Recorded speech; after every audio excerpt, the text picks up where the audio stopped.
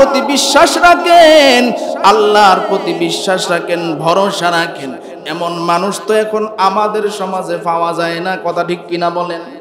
আমাদের এলাকায় অনেক সময় আমরা এরকমও দেখি, অনেক দোকানদার ভাই বলে, হুজুর দোকান থেকে বাকি নিছে 1 মাস 1 বছর হয়ে গেছে, আগে তো আমার দোকানের সামনে দিয়ে যাইতো, এখন দোকানের সামনেও তারে দেখা যায় না। আছে না? না, ঋণ নিছে, ঋণ আগের ঋণ নেওয়ার সময় কত আকতি মিনতি, ভাই দেন, ভাই দেন, খুব বিপদের মধ্যে আছি। ঋণ নেওয়ার পরে তারে আর খুঁজে পাওয়া যায় না, সে উদাও হয়ে গেছে। এমন আছে না নাই? মেরে ভাই, হিসাব দিতে হবে, হিসাব দিতে হবে আল্লাহর কাছে। আপনি যদি কারো কাছ থেকে ঋণ নেন, সেটা বান্দার হক, আপনাকে আদায় করতে হবে। আপনি যদি আদায় না করেন, তাহলে আল্লাহও কিন্তু আপনাকে মাফ করবে না, যতক্ষণ পর্যন্ত যেই লোকের কাছ থেকে ঋণ নিছেন সেই লোক আপনার প্রতি সন্তুষ্ট না হয়, আপনাকে মাফ না করে। কথা ঠিক কিনা বলেন? আলহামদুলিল্লাহ ওয়া কাফা ওয়া সালামুন আলা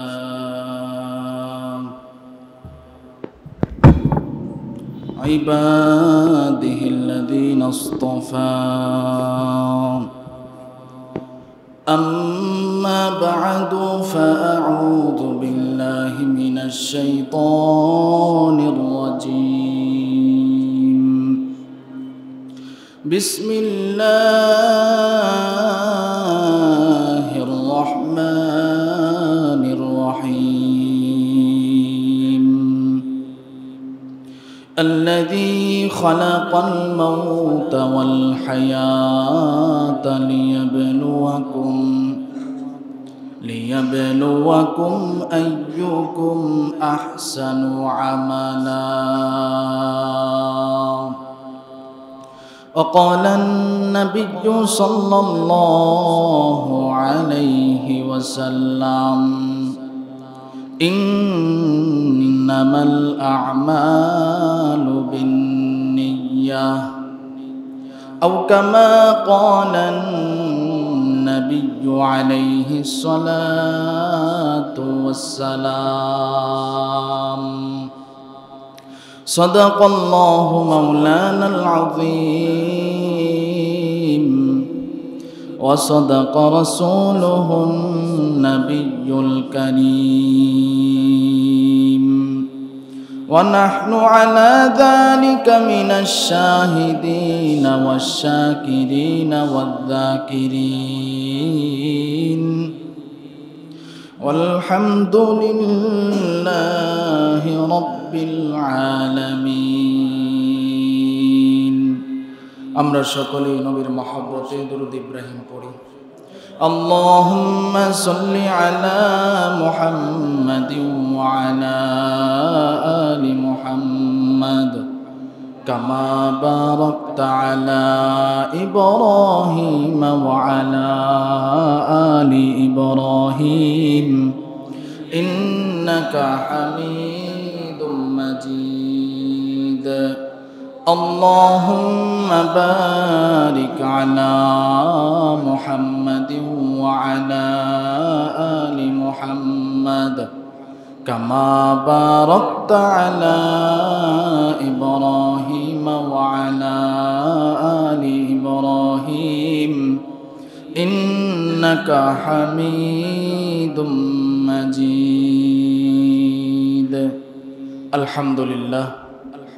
আল্লাহ পাকের দরবারে লাখো কোটি শুকরিয়া যে মহান রব্বুল আলামিন আমাদেরকে ভালোবেসে মহব্বত করে, আদর করে, মায়া করে পবিত্র জুমার দিনে মসজিদে আসার, বসার এবং কোরআন হাদিসের আলোকে কিছু কথা আমাকে বলার, আপনাদেরকে কিছু কথা শুনবার তৌফিক দান করেছেন।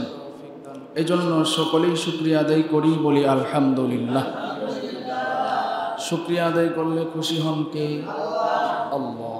আজকে আমাদের মতো কত মানুষ এই টাইমে, এই সময়ে চুরি করতেছে, জিনা করতেছে, ব্যভিচারে লিপ্ত আছে না নাই? আমাদের মতো কত মানুষ হসপিটালের বেডের মধ্যে শুয়ে আছে। আমাদের মতো কত মানুষ জেলখানায় বন্দী আছে না নাই? আমাদের মতো কত মানুষ বিভিন্ন বিপদ আপদ পেরেশানির মধ্যে পড়ে আছে। আল্লাহ রাব্বুল আলামিন আমাদেরকে দয়া করে মায়া করে আল্লাহর ঘর মসজিদে আনছেন, এজন্য আমরা শুকরিয়া আদায় করি, বলি আলহামদুলিল্লাহ। আমি আপনাদের সামনে কোরআনের কারীম থেকে সূরা মুলকের প্রথম দিকে একটি আয়াত তেলাওয়াত করেছি। রসুলের অসংখ্য হাদিস থেকে এক টুকরা হাদিস তেলাওয়াত করেছি। আল্লাহ রাব্বুল আলামিন যদি তৌফিক দেয়, এই আয়াত এবং হাদিসের আলোকে আলোচনা করার চেষ্টা করব ইনশাআল্লাহ। মুহতারাম হাজিরিন, আমরা এখানে যারা আছি, আমাদের হায়াত আল্লাহর কাছে নির্ধারিত আছে না নাই? দুনিয়াতে যে আল্লাহ পাঠাইছেন, আমরা কতদিন বাঁচব, এই হায়াতটা আল্লাহর কাছে নির্ধারিত আছে।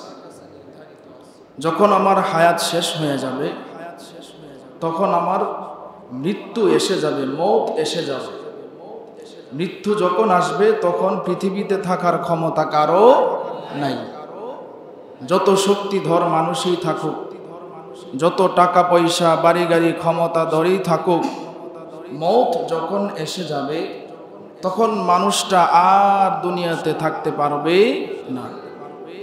এই পৃথিবীতে আল্লাহ যত মাখলুকাতেই সৃষ্টি করেছেন, যাদের ভিতরে প্রাণ আছে, সকলেরই কিন্তু মরতে হবে।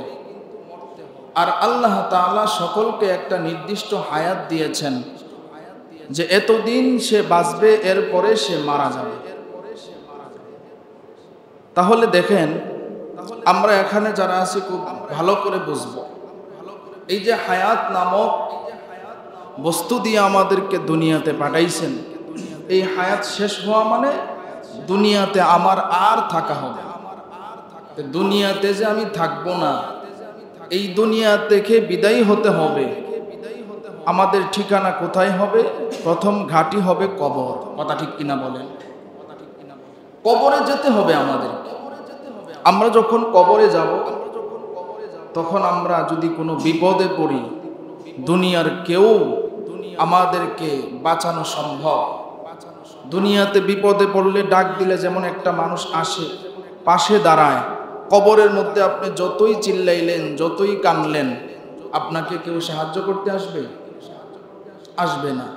কিন্তু মানুষ মৃত্যুর পরে তিনটা জিনিস তার কবরে যায়, এছাড়া কোনো কিছুই তার কবরে যাবে না, কেউ তাকে সাহায্য করবে না। তাহলে চিন্তা করেন, আল্লাহ বলতেছেন, আল্লাযী খালাকাল মাউতা ওয়াল হায়াতা লিয়াবলুয়াকুম আইয়ুকুম আহসানু আমালা। আল্লাহ বলতেছেন, হায়াত দিয়া দুনিয়াতে পাঠাইছেন, এর মাঝখানে এই হায়াত নামক বস্তু যতদিন থাকবে ততদিন আমরা বেঁচে থাকব। এরপরে যখন মওত এসে যাবে তখন চলে যাব।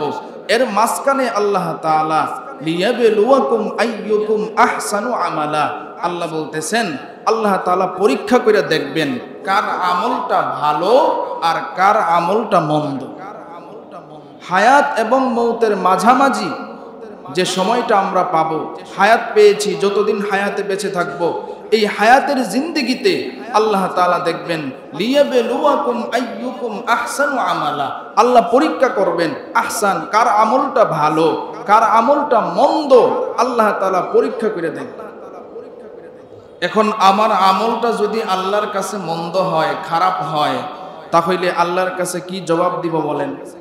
আল্লাহর কাছে জবাব দেওয়ার মতো ক্ষমতা আমাদের আছে? নাই। আল্লাহর কাছে জবাব দিতে পারবো না। এই জন্য ভাই, এই হায়াত নামক জিন্দিগি, হায়াত যতদিন আমাদের আছে এই দুনিয়াতে, ততদিন আমরা চেষ্টা করব যেন আমরা আল্লাহর হুকুম এবং নবীর তরিকায় চলতে পারি। রাজি আছি তো ইনশাআল্লাহ? মেরে ভাই, আর না হয় আমাদের উপায় হবে না, বাঁচতে পারবো না। পয়গম্বর ঈসা আলাইহিস সালাতু ওয়াস সালামের একটা ঘটনা আসছে। ওনাকে আল্লাহ তাআলা একটা মুজিজা দিয়েছিলেন। কোনো মৃত মানুষকে তিনি জিন্দা করতে পারতেন। সুবহানাল্লাহ কইতেন। মানুষটা মারা যাওয়ার পরে ঈসা আলাইহিস সালাতু ওয়াস সালামের মুজিজা ছিল, তিনি যখন বলতেন কুম বিইজনিল্লাহ, আল্লাহর হুকুমে জীবিত হয়ে যাও, সাথে সাথে জীবিত হয়ে যাইত। জোরে বলেন সুবহানাল্লাহ। খুব ভালো করে বুঝেন কি বুঝাইতে চাচ্ছে। তিনি এক রাস্তা দিয়ে যাচ্ছেন, তো এক মহিলা কান্না করতেছে কবরের পাশে বৈশা। মহিলা কান্না করতেছে। পয়গম্বর ঈসা আলাইহিস সালাতু ওয়াস সালাম তিনি বললেন, মা আপনি কান্না করেন কেন? তখন ঈসা আলাইহিস সালাতু ওয়াস সালাম প্রশ্ন করার পরে মহিলা বলতেছে, ওগো পয়গম্বর, আমি এই জন্য কান্না করতেছি, আমার যুবতী মেয়েটা কবরের মধ্যে আছে, কেমন আছে কিভাবে আছে সেটা তো আমি জানি না, যার কারণে আমি কান্না করতেছি আমার মেয়ের যন্ত্রণায়। আমার মেয়েকে আমি অনেক ভালোবাসতাম। পয়গম্বর ঈসা আলাইহিস সালাতু ওয়াস সালাম কয়, টেনশন করেন না, আপনার মেয়েকে কি দেখতে মন চায়? সুবহানাল্লাহ কইতেন। কয় হ্যাঁ। পয়গম্বর ঈসা আলাইহিস সালাতু ওয়াস সালাম বললেন, কুম বিইজনিল্লাহ, আল্লাহর হুকুমে দাঁড়ায়া যাও। এই কবরের মধ্যে ওই মহিলার যুবতী মেয়েটা যে ছিল, ওই মেয়েটা সাথে সাথে কবর থেকে উঠে দাঁড়িয়ে গিয়েছে। সাথে সাথে কবর থেকে উঠে দাঁড়িয়ে গিয়েছে। পয়গম্বর ঈসা আলাইহিস সালাতু ওয়াস সালাম দেখলেন সে ভয়ে কম্পিত কাঁপতেছে। ঈসা আলাইহিস সালাতু ওয়াস সালাম ডাক দিয়ে কয়, এই তুমি কাঁপতেছো কেন?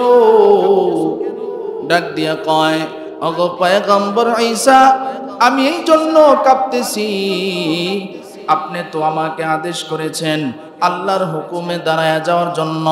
আল্লাহ আমাকে জীবিত করে দিয়েছেন, কিন্তু এই জন্য আমি কাঁপতেছি, কারণ আমি জানি মৃত্যুর যন্ত্রণা কেমন ভয়াবহ। আমি তো জানি মৃত্যুর যন্ত্রণা কেমন ভয়াবহ। আমি যখন বিদায় হই, আমার গুনাহের কারণে মৃত্যুটা খুব কঠিন হয়েছিল। ওগো পয়গম্বর ঈসা, আমাকে আপনি জীবিত করেছেন, এখন আমার যদি আবার মৃত্যুর যন্ত্রণা হয়, আমি আবার যদি মারা যাই, আবার যদি আমার মৃত্যুর যন্ত্রণা হয়, তাহলে আমি কিভাবে সহ্য করব? এই চিন্তায়, এই পেরেশানিতে আমার অল্প সময়ে চুলগুলা কাঁচা ছিল, চুলগুলাও পেকে গিয়েছে, আর আমার শরীর কাঁপতেছে। পয়গম্বর ঈসা আলাইহিস সালাতু ওয়াস সালামের কাছে এই বর্ণনা যখন মেয়েটা দিল, আর মেয়েটা ডাক দিয়া কয়, ওগো পয়গম্বর, আপনি আমাকে জীবিত করেছেন, আপনার কাছে একটা আবদার, আমি যখন আবার কবরে যাব, তখন যেন আমার মৃত্যুর যন্ত্রণা না হয়, এই কথাটা আপনি আল্লাহর কাছে একটু বলে দিবেন। সুবহানাল্লাহ। ওই মেয়েটার মা পাশে দাঁড়ায় দাঁড়ায় দেখতেছে, আর ডাক দিয়া কয়, আমার সন্তান, কবরের মধ্যে তুমি কেমন আছো? কয়, মা গো, আমার কিছু গুনাহ ছিল, গুনাহের কারণে আমি খুব কষ্টের মধ্যে আছি গো মা। ও মা, গুনাহ না বুঝে করেছিলাম, এই জন্য কবরের মধ্যে আমি খুব কষ্টের মধ্যে আছি। পয়গম্বর ঈসা আলাইহিস সালাতু ওয়াস সালাম আল্লাহর কাছে বললেন, আল্লাহ, এই মেয়েটাকে তুমি মাফ করে দাও, আর কষ্ট দিও না। সুবহানাল্লাহ কইতেন। তাহলে চিন্তা করে দেখেন, কবরের মধ্যে মেয়েটা গুনাহের কারণে তার শাস্তি হইতেছিল, আর তার মৃত্যুর যন্ত্রণাটা এমন ভয়াবহ হয়েছিল। ওই মেয়েটা আবার যখন ঈসা আলাইহিস সালাতু ওয়াস সালাম তাকে জীবিত করলো, ঈসা আলাইহিস সালাতু ওয়াস সালাম জীবিত করার পর ভয়ে তার চুলগুলো পেকে গিয়েছে, শরীর কাঁপতেছে, কম্পিত হয়ে গেছে। ওরে ভাই, আমরা যারা জীবিত আছি, বলেন তো আমাদেরও তো একদিন এইভাবেই মরণ হয়ে যাবে, ঠিক কিনা? আমরাও তো মারা যাব, আমরাও তো পৃথিবীতে চিরকাল থাকবো না। ওরে ভাই, এই জন্য আল্লাহ বলছেন, আল্লাযী খালাকাল মাউতা ওয়াল হায়াতা লিয়াবলুয়াকুম আইয়ুকুম আহসানু আমালা। আল্লাহ তাআলা বলছেন, আল্লাহ হায়াত এবং মৌতের মাঝামাঝি যে সময়টা, হায়াত নামক জিন্দেগি, হায়াত নামক দৌলত দিয়া যে আমাদেরকে দুনিয়াতে পাঠাইছেন, আল্লাহ দেখবেন কার আমলটা ভালো হয়, কার আমলটা মন্দ হয়, কে আল্লাহর হুকুম মতো চলে আর কে আল্লাহর হুকুম মতো চলে না। যার আমলটা ভালো হবে, আমল ভালো হইলেই আল্লাহর কাছে যদি আমাদের দয়া না হয়, এরপরেও কিন্তু আমরা জান্নাতে যাইতে পারবো না। আমল করলাম, আল্লাহর দয়া আমাদের উপরে নাই, আমল করার পর আল্লাহর দয়াও লাগবে। আল্লাহর দয়া যদি না হয়, আমলের দ্বারাতেও জান্নাতে যাওয়া যাবে না, আমল দিয়েও জান্নাতে যাওয়া যাবে না। তবে আমলটা ভালো করার চেষ্টা করতে হবে। বুখারী শরীফের মধ্যে আল্লাহর পয়গম্বর হাদিস বলেছেন, মারিফুল কোরআনে দেখলাম ব্যাখ্যায় এসেছে হাদিসটা, আল্লাহর পয়গম্বর সাহাবায়ে কেরামদেরকে বলতেছে, ও সাহাবায়ে কেরাম, তোমাদের ভালো আমল দিয়া জান্নাতে যাইতে পারবা না। বলে পয়গম্বর, কেন জান্নাতে যাইতে পারবো না? কয়, ভালো আমল করতে হবে ঠিক, কিন্তু ভালো আমলের সাথে আল্লাহর দয়া থাকতে হবে। আল্লাহর দয়া যদি না হয়, ভালো আমল দিয়া জান্নাতে যাওয়া সম্ভব নয়। আল্লাহর দয়া যদি না হয়, জান্নাতে যাওয়া যাবে না। পয়গম্বরকে সাহাবায়ে কেরাম প্রশ্ন করলেন, ওগো পয়গম্বর, আপনারও কি অবস্থা? নবী ডাক দিয়া কয়, হ্যাঁ, আল্লাহর দয়া ছাড়া আমি নবীও জান্নাতে যাইতে পারবো না। সুবহানাল্লাহ কইতেন। তাহলে চিন্তা করে দেখেন, বুখারী শরীফের হাদিস, নবী বলতেছেন আল্লাহর দয়া ছাড়া নবীও জান্নাতে যাইতে পারবে না। এই জন্য ভাই, বেশি বেশি আল্লাহকে রাজি খুশি করার চেষ্টা করা, আল্লাহর কাছে সব সময় দোয়া করা, আল্লাহ তুমি আমার উপরে রাজি খুশি হয়ে যাও। সুবহানাল্লাহ। বেশি বেশি দোয়াটা করো। এই জন্য চেষ্টা করতে হবে, আল্লাহ যে আমাকে হায়াত নামক দৌলত দিয়া পাঠাইছেন, এই হায়াতে, এই জিন্দেগিতে যেন আমার সব কাজগুলো ভালো হয়, মন্দ কাজ যেন না হয়। চেষ্টা করবেন তো ইনশাআল্লাহ। মন্দ কাজ করলে তো কোনো লাভ নেই, লাভ আছে, নিয়তটাকে খাঁটি করেন। নিয়ত ভালো হইলে আপনার কাজও ইনশাআল্লাহ ভালো হবে। নবীজি বলছেন, ইন্নামাল আ'মালু বিন্নিয়াত, যার নিয়ত ভালো তার ইনশাআল্লাহ কাজও ভালো হবে। কিন্তু আমাদের তো চেষ্টা নাই, চেষ্টা আছে। আমরা এখানে যারা আছি খুব ভালো করে বুঝবেন, যারা মাশাআল্লাহ 5 ওয়াক্ত নামাজ পড়েন আর যারা পড়েন না, আপনারা যারা পড়েন না যদি চেষ্টা করেন 5 ওয়াক্ত নামাজ পড়া সম্ভব কিনা বলেন, সম্ভব কিনা? কিন্তু আসলে আমাদের 1 নাম্বার সমস্যা হইল অলসতা। অলসতা, যে একটা কাজ করতেছি, শুয়ে আছি, বসে রইছি, যাবো না। এই যে অলসতাটাই আমাদের সবকিছু ধ্বংস করে দেয়। এই জন্য ভাই, ভালো কাজের চেষ্টা করবেন, আল্লাহর হুকুম নবীর তরিকা অনুযায়ী চলার চেষ্টা করবেন, নিয়তটাকে আগে খাঁটি করবেন। নিয়ত যদি খাঁটি হয়, দেখবেন আল্লাহ তাআলা আমাদের সমস্ত কাজকে সহজ করে দিবে। জোরে বলেন সুবহানাল্লাহ। আল্লাহর পয়গম্বর সাহাবায়ে কেরামদেরকে বনি ইসরাইলের একটা ঘটনা শুনাইছেন। ও সাহাবীরা, তোমরা শুনো, বনি ইসরাইলের এক লোকের কাছে ধার চাইতে গেছে, টাকা, করজ, ঋণ চাইতে গেছে। বনি ইসরাইলের ঘটনা নবী নিজে শুনাইতেছেন সাহাবায়ে কেরামদেরকে। সাহাবায়ে কেরাম বললেন, পয়গম্বর বলেন, আমরা শুনি। বলে, বনি ইসরাইলের এক লোকের কাছে টাকা ধার চাইতে গেছে। একটা সমস্যায় পড়ছে, যার টাকা আছে তার কাছে গেছে যে, ভাই আমার এই সমস্যা, আমাকে 1000 দিরহাম স্বর্ণ দেন, আমি আমার এই কাজটা যেন পরিপূর্ণভাবে শেষ করতে পারি। এই 1000 দিরহাম স্বর্ণ চাওয়ার জন্য যখন গেছে, তখন যিনি ঋণ দিবেন তিনি বলতেছে, শোনো, আমি যে তোমাকে ঋণ দিব সেই কারণে কিছু লোক দরকার যারা সাক্ষী হিসাবে থাকবে। বনি ইসরাইলের যেই লোক ঋণ চাইতে গেছে তিনি বলে, সাক্ষী কারো দরকার নাই, সাক্ষী আল্লাহই যথেষ্ট। জুড়ে বলেন সুবহানাল্লাহ। দুজন লোকে আল্লাহওয়ালা, কয় সাক্ষী আল্লাহই যথেষ্ট। আচ্ছা ঠিক আছে, যদি আল্লাহ যথেষ্ট হয় আলহামদুলিল্লাহ। দ্বিতীয় শর্ত, একজন জামিনদার দরকার। তোমাকে যদি আমি না পাই তাহলে আমার টাকা তো, আমার স্বর্ণ তো লাগবে। তখন তোমার পরিবর্তে যেন এমন একজন জামিনদার হয় যে তুমি না থাকলে, তোমার টাইম অনুযায়ী না দিতে পারলে সে যেন দিতে পারে। তখনও সে বলছে ওয়াকাফা বিল্লাহি ওয়াকিলা, আমার উকিল হিসাবে আমার আল্লাহই যথেষ্ট। জুড়ে বলেন সুবহানাল্লাহ। তখন যিনি ঋণ দিবেন, যিনি এই 1000 দিরহাম দিবেন, তিনি বলতেছে আলহামদুলিল্লাহ, আমি মেনে নিলাম, সাক্ষীও আল্লাহ, উকিলও আল্লাহ, ঠিক আছে আমি বিশ্বাস করলাম। এই যে নাও 1000 দিরহাম, 1000 দিরহাম তাকে দিয়ে দিল। সে 1000 দিরহাম নিয়া সফরে চলে গেছে। সফর আবার এরকম রাস্তা দিয়া না, নদী পথে সফর, পানির উপর দিয়ে সফর করতে হয়। তখন সফরে যখন গেছে, অনেক দূর নদী পার হয়ে আরেক এলাকায় চলে গেছে। ওই এলাকায় তার যে প্রয়োজন ছিল, হাজত ছিল, সেইগুলা প্রয়োজন পুরা করার পর এখন অনেক দিন চলে গেছে, তার যে মেয়াদ ছিল মেয়াদও শেষ, এখন টাকা দেওয়ার সময় হয়ে গেছে। এখন ওই বনি ইসরাইলের লোকটা তখন নদীর পাড়ে আইছে। নদীর পাড়ে আইসা দেখে নদীর পাড়ে কোনো লঞ্চ নাই, জাহাজ নাই, স্টিমার নাই, কিচ্ছু নাই। সে যে নদীর এই পারে আসবে এরকম কোনো ব্যবস্থা নাই। টাকা পরিশোধের সময় হয়ে গেছে, আরেকদিকে পানি সে আসবে কিভাবে, কোনো বাহনই তো নাই, লঞ্চ নাই, জাহাজ নাই, স্টিমার নাই। কিন্তু সে এখন চিন্তা করতেছে, হাই রে, আল্লাহরে উকিল বানাইলাম, আল্লাহরে সাক্ষী বানাইলাম, এখন যদি আমি সময় মতো টাকাটা না দিতে পারি, লোকটা যদি আবার আল্লাহরে দোষে, যে আল্লাহর দোহাই দিছে, কেমন খারাপ, সে টাইম মতো টাকাটা দেয় না। এবার ওই লোকটা আল্লাহরে ডাক দিয়া কয়, আল্লাহ,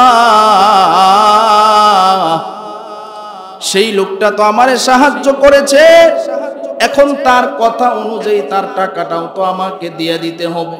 কিন্তু আল্লাহ, আমি কিভাবে পার হব? আমার কাছে তো কোনো কিছু নাই, লঞ্চ এখানে নাই, স্টিমার নাই, জাহাজ নাই, কিভাবে আমি নদীটা পার হব? এবার হঠাৎ করে দেখে তার সামনে একটা কাঠ আইসা হাজির হয়ে গেছে। একটা খাটের টুকরা আইসা নদীর কিনারে দাঁড়ায় রইছে। ওই খাটের টুকরাটা সে হাতে নিয়েছে, কিতাবের মধ্যে লেখে এই খাটের টুকরাটা হাতে নিয়া এই খাটের টুকরাটা একটা ছিদ্র করছে, ছিদ্র কইরা 1000 দিরহাম স্বর্ণ এটার ভিতরে ঢোকায়া দিছে। এরপরে একটা চিঠি লেখছে, আমি অমুক তোমার কাছ থেকে ঋণ নিয়েছিলাম, এই যে আমি 1000 স্বর্ণ দিরহাম আমি এখানে দিয়া দিলাম, তুমি আমার এই স্বর্ণগুলা গ্রহণ করবা। এবার সে খাটটা নদীর মধ্যে ছেড়ে দিয়েছে। আল্লাহর কি কুদরত, নদীর এই পার থেকে খাট ওই পারে চলে গিয়েছে। ওইদিকে যেই লোক ঋণ দিয়েছিল ওই লোকটা নদীর ওই পারে দাঁড়ায় আছে। আজকে তো আমাকে ঋণ পরিশোধ করার কথা, যে আমার থেকে স্বর্ণ নিয়েছিল ওই লোকটা তো আজকে আমাকে স্বর্ণ দেওয়ার জন্য আসবে। এবার নদীর ওই পারে দাঁড়ায় রয়েছে, কিন্তু না, তাকায় দেখে কোনো লোক আসে না। হঠাৎ করে দেখে তার সামনে একটা খাট দেখা যায়। তিনি চিন্তা করলেন, আমার বিবি রান্নার জন্য তো লাকড়ি দরকার, নদীর পারে যেহেতু আমি খাটটা পেয়েছি, বাড়িতে নিয়ে যাই, এটা দিয়ে আমার বিবি রান্নার কাজ করতে পারবে। কুদরত কার? আরো জোরে বলেন কার? নিয়ত দুজনেরই সহিহ। আল্লাহ তাআলা ব্যবস্থা করে দিয়েছেন। এই লোক তো এই দিক দিয়ে পেরেশানি, হায় হায়, আল্লাহ তোমার কাছে সাহায্য চাই, আমি খাটের ভিতরে স্বর্ণ দিয়ে দিলাম। আমি জানি আল্লাহ তোমার কাছে সাহায্য চাইলে তুমি বান্দারে ফিরাও না। ওগো রব, তোমার প্রতি বিশ্বাস রেখে আমি নিয়ত করলাম আর চেষ্টা করলাম। এবার খাট তো তার হাতে হাজির হয়ে গেল। সে লোক না পায়া এই খাট নিয়ে বাড়িতে চলে গেল। বাড়িতে যাওয়ার পর বিবিরে বলল, বিবি আমার রান্না করার টেনশন নাই, এই যে আমরা একটা খাট নিয়ে আসলাম, এটা কাটলে অনেক লাকড়ি হবে, চলো আমরা দুইজনে মিলে খাটি। এবার যখন লাকড়ি বানাইতে গেছে, যখন লাকড়ি বানাইতে চিরতে গেছে, দেখে একটা এরকম ছিদ্রর ভিতরে 1000 দিরহাম স্বর্ণ রাখা আছে। আবার স্বর্ণের সাথে একটা চিঠিও, চিঠির মধ্যে লেখা, আমি অমুক, এই যে তোমার স্বর্ণ আমার কাছে 1000 দিরহাম স্বর্ণ পাইতা, এই স্বর্ণটা আমার স্টিমার জাহাজ না পাওয়ার কারণে নদী আমি পার হইতে পারি না, এই জন্য আমি খাটের ভিতরে ভরে দিলাম। তুমি যদি পেয়ে থাকো তাহলে তোমার ঋণ আমি পরিশোধ করলাম, আমার প্রতি তুমি কোনো দাবি রাখবা না। লোকটা স্বর্ণগুলো পাইল আর সাথে সাথে সেজদায় পড়ে আল্লাহরে ডাক দিয়া কয়, আল্লাহ তুমি যদি কারো সাক্ষী আর উকিল হয়ে যাও তাহলে ওই বান্দার কোনো পেরেশানি নাই। জোরে বলেন সুবহানাল্লাহ। এই জন্য ভাই আল্লাহরে আপন বানান, আল্লাহর প্রতি বিশ্বাস রাখেন, আল্লাহর প্রতি বিশ্বাস রাখেন, ভরসা রাখেন। এমন মানুষ তো এখন আমাদের সমাজে পাওয়া যায় না, কথা ঠিক কিনা বলেন? আমাদের এলাকায় অনেক সময় আমরা এরকমও দেখি, অনেক দোকানদার ভাই বলে, হুজুর দোকান থেকে বাকি নিছে 1 মাস 1 বছর হয়ে গেছে, আগে তো আমার দোকানের সামনে দিয়ে যাইতো, এখন দোকানের সামনেও তারে দেখা যায় না, আছে না? না, ঋণ নিছে, ঋণ আগের ঋণ নেওয়ার সময় কত আকুতি মিনতি কো ভাই দেন, ভাই দেন, খুব বিপদের মধ্যে আছি। ঋণ নেওয়ার পরে তারে আর খুঁজে পাওয়া যায় না, সে উদাও হয়ে গেছে, এমন আছে না নাই? মেরে ভাই হিসাব দিতে হবে, হিসাব দিতে হবে আল্লাহর কাছে। আপনি যদি কারো কাছ থেকে ঋণ নেন সেটা বান্দার হক, আপনাকে আদায় করতে হবে। আপনি যদি আদায় না করেন তাহলে আল্লাহও কিন্তু আপনাকে মাফ করবে না, যতক্ষণ পর্যন্ত যেই লোকের কাছ থেকে ঋণ নিছেন সেই লোক আপনার প্রতি সন্তুষ্ট না হয়, আপনাকে মাফ না করে। কথা ঠিক কিনা বলেন? কারণ এটা বান্দার হক, বান্দার হক আল্লাহ কখনো মাফ করবে না, আল্লাহ যতক্ষণ পর্যন্ত মাফ না করবে। এই জন্য মেরে ভাই আল্লাহ তাআলা কোরআনের মধ্যে বলছেন যে কর্জে হাসানার ব্যাপারে আল্লাহ আয়াত নাজিল করছেন। একজন আরেকজনকে কর্জ দিবে, ঋণ দিবে, কিন্তু আল্লাহ তাআলা সুদকে হারাম করেছেন। সুদ খাওয়া যাবে না, ঘুষ খাওয়া যাবে না, এই সুদের ব্যবসা করা যাবে না। অনেক মানুষ তো আমাদের সমাজে এরকম আছে, বলে যে আমি সুদের ব্যবসা করি, কিছু মানুষের তো উপকার হইতেছে। হ্যাঁ, তুমি বলতেছো উপকার হইতেছে, তবে কিছু মানুষের কলজা ফেটে যাচ্ছে। কি করবে? বিপদে পড়ে তোমার থেকে সুদ নিতেছে।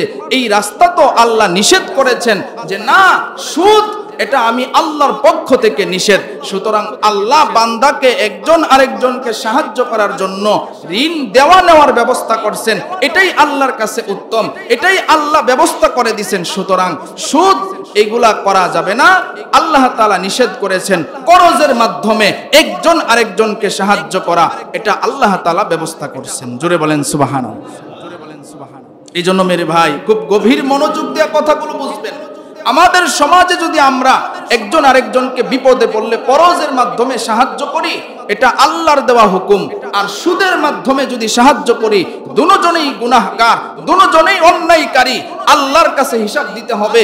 কিতাবের মধ্যে লেখছেন যে ব্যক্তি সুদের সাথে যেভাবেই জড়িত থাকে, কেউ একজন সাক্ষী হইল সুদ নেওয়া দেওয়ার ব্যাপারে, কেউ একজন লিখলো যে সে এত টাকা নিছে সুদ, কেউ কোনোভাবে জড়িত হইল, আল্লাহ রাসূল বলছেন সবাই সমান অপরাধের অপরাধী, সবাই সমান অপরাধী। যে সুদের ব্যাপারে যেইভাবেই, কোন একটা সুদের ব্যাপারে যেভাবেই সহযোগিতা করে, সমান অপরাধের অপরাধী হবে। আল্লাহ রাসূল বলছেন কেউ যদি 1 টাকা সুদ খায়, আপন মায়ের সাথে 25 বার জিনা করলে যে পরিমাণ গুনাহ হবে, এর চাইতেও বেশি গুনাহ হবে 1 টাকা সুদ খাইলে। নাউজুবিল্লাহ। তাহলে চিন্তা করেন, আল্লাহ আপনাকে টাকা দিয়েছে, আপনি এই টাকা দিয়ে ব্যবসা করেন, মানুষ বিপদে পড়লে করজের মাধ্যমে, ঋণের মাধ্যমে সাহায্য করেন, কিন্তু সুদ দিয়া এগুলা আল্লাহ তাআলা নিষেধ করেছেন, সুদকে আল্লাহ হারাম করেছেন, এগুলা করা যাবে না। তাইলে আল্লাহ বলছেন আল্লাযী খালাকাল মাউতা ওয়াল হায়াতা লিয়াবলুয়াকুম আইয়ুকুম আহসানু আমালা। হায়াত দিয়েছেন, হায়াত শেষ হইলে মৌত এসে যাবে, এর মাঝখানে আল্লাহ লিয়াবলুয়াকুম আইয়ুকুম আহসানু আমালা, কার আমলটা ভালো এটা আল্লাহ পরীক্ষা করবে। এখন আপনি নিজেই চিন্তা করে দেখেন, কে ভালো পথে আছেন আর কে মন্দ পথে আছেন। যদি মন্দ পথে আপনার হাঁটা থাকে, আপনি যদি মন্দ পথে চলেন, যেই রাস্তা আল্লাহ বাতলায় দেয় নাই, যেই রাস্তা হলো শয়তানের রাস্তা, যেই রাস্তাটা আল্লাহর হুকুম মতো চলা হবে না, সেই রাস্তায় যদি কেউ হাঁটেন, তাহলে এখনো সময় আছে, ফিরে আসেন, আল্লাহর হুকুম মতো চলার চেষ্টা করেন। না হয় উপায় হবে না। আল্লাহর গজব তো এখনই নামতেছে। দেখেন না গরমের কি অবস্থা। কিয়ামতের ভয়াবহতার মধ্যে আছে। যখন কিয়ামত অতি নিকটে চলে আসবে, মানুষের গুনাহ যখন বেড়ে যাবে, তখন আল্লাহ এমন গরম দিবেন, এমন গরম বাতাস প্রবাহিত করবেন যেটা মানুষ সহ্য করতে পারবে না। এখন গরম আমরা সহ্য করতে পারি? রাস্তায় চললেও, এই যে আমি মাঝে মধ্যে প্রয়োজনে হুন্ডা দিয়ে যাই, দেখি গরম বাতাস শরীরের মধ্যে লাগতেছে। এটা মানুষের গুনাহের কারণ, গুনাহের কারণ। আর না হয় গরম বাতাস প্রবাহিত হবে না, এত গরম আসবে না। এটা আমাদের কারণ, আমার গুনাহ পরিবেশ। মেরে ভাই, এখনো সময় আছে, নিজে বাঁচতে হবে। আমার কবরে অন্য কেউ যাবে না, আমাকে যাইতে হবে। এই জন্য দেখেন আমার আমলগুলা ভালো করা যায় কিনা, আমাদের আমলগুলো ভালো করা যায় কিনা একটু চিন্তা করেন, ফিকির করেন। চেষ্টা যখন আপনি করবেন, নিয়তটাকে যখন আপনি সহি করবেন, দেখবেন ইনশাআল্লাহ আল্লাহর যদি তৌফিক হয় আর দয়া হয়, দেখবেন আল্লাহর প্রিয় বান্দা আমরা হতে পারবো। কথা ঠিক কিনা বলেন? এই জন্য একটু দিলটারে নরম করে চেষ্টা করবেন। যারা নামাজ পড়ে তারা না খায় থাকে না, যারা আল্লাহর হুকুম মতো চলার চেষ্টা করে তারা সমাজের মধ্যে বেইজ্জতি হয় না। তারা সমাজের মধ্যে এমন না যে তারা না খায়া রইছে, তাদেরও সংসার চলতেছে, আপনাদেরও সংসার চলতেছে, কিন্তু আপনার চলাটা হারাম পন্থায়, তার চলাটা হালাল পন্থায়, সে হালাল পথে চলতেছে। আলহামদুলিল্লাহ। যদিও হয়তোবা কোটি কোটি টাকার মালিক অনেক সময় হওয়া যায় না, কিন্তু হালাল পথেও চলার কারণে অনেক মানুষ অনেক টাকা পয়সারও মালিক হয়, আবার আল্লাহকেও পেয়ে যায়। সুবহানাল্লাহ কইতেন না? আর আপনি দুনিয়ার লাভবান না হইলেও হালাল পথে চলার কারণে, আল্লাহর হুকুম নবীর তরিকায় চলার কারণে চিরস্থায়ী জিন্দেগি, যেটা মৃত্যুর পরে, সেই জিন্দেগি যদি আপনার ভালো হয়ে যায়, আর কোনো চিন্তা আছে? আর কোনো চিন্তা নাই। তো ওই লোক যখন 1000 দিরহাম স্বর্ণ পাইল, তখন সে শুকরিয়া আদায় করলো। এখন যেই লোক ঋণ নিছিল সে তো চিন্তিত, কিন্তু ভরসা আছে আল্লাহর উপরে। কিছুক্ষণ পরে দেখে একটা স্টিমার আসছে, বলে ভাই আমার একটু নদীটা পার করে দাও না। সে আরো 1000 দিরহাম স্বর্ণ নিয়া যেই লোকের কাছ থেকে ঋণ নিছিল তার কাছে চলে গেছে, গিয়ে সাক্ষাৎ করছে, কো ভাই আমি তো সময় মতো আপনার টাকাটা নিয়ে আসতে পারি নাই। এর কারণ হচ্ছে আমি যে আসবো নদী পার হয়ে, কোনো জাহাজ, স্টিমার, লঞ্চ এগুলা পাই নাই। এখন আমি পেয়েছি, এখন আপনার কাছে এসেছি, কিন্তু আমি খাটের ভিতরে 1000 দিরহাম স্বর্ণ আমি দিয়েছিলাম। আমি আল্লাহর প্রতি ভরসা করে দিয়েছিলাম যেন সময় মতো আমি আপনার কাছে আমার ঋণের পরিশোধটা করতে পারি, এই নিয়ত করে আমি পাঠাইয়া দিয়েছিলাম। আমি জানি না আপনার কাছে পৌঁছে কিনা। লোকটা হাসি দিয়ে বলে, আলহামদুলিল্লাহ, আপনি যেমন খাঁটি নিয়ত করেছিলেন, আর আমিও যেমন আল্লাহর প্রতি ভরসা করে আপনাকে আমি ঋণ দিয়েছিলাম, এই জন্য হয়তো বা আল্লাহর কাছে কবুল হয়েছে। আমি খাটের ভিতরে 1000 দিরহাম স্বর্ণ পেয়ে গেছি। জুড়ে বলেন সুবহানাল্লাহ। তাহলে দেখেন, ইন্নামাল আমালু বিন্নিয়াত, নবী বলছেন সমস্ত কাজ নিয়তের উপরে নির্ভরশীল। আপনার নিয়তটা যে ভালো হয়েছে, আল্লাহ তাআলা আপনাকে সাহায্য করছে। এই পৃথিবীর মধ্যে যত মানুষ আল্লাহর কাছে সাহায্য চায় ভালো পথে, আল্লাহ তাআলা অবশ্যই আল্লাহ যদি চায় সাহায্য করে। আপনি পরীক্ষা করে দেখবেন, আপনি করে দেখবেন, কিন্তু আমাদের তো এই পরিমাণ আল্লাহর প্রতি ভরসা নাই। এই জন্য ভাই, আল্লাহ যে হায়াত নামক নিয়ামত দিয়ে আমাদেরকে দুনিয়াতে পাঠাইছেন, দেখেন এই হায়াতের জিন্দেগিটা এই দুনিয়াতে আমরা যেন কাজে লাগাইতে পারি, আমাদের আমলগুলো যেন ভালো হয়, সেই প্রচেষ্টা আমাদের করতে হবে। রাজি আছি তো ইনশাআল্লাহ? আল্লাহ তাআলা আমাদের সকলকে এই কথাগুলির উপর আমল করার তৌফিক দান করুক।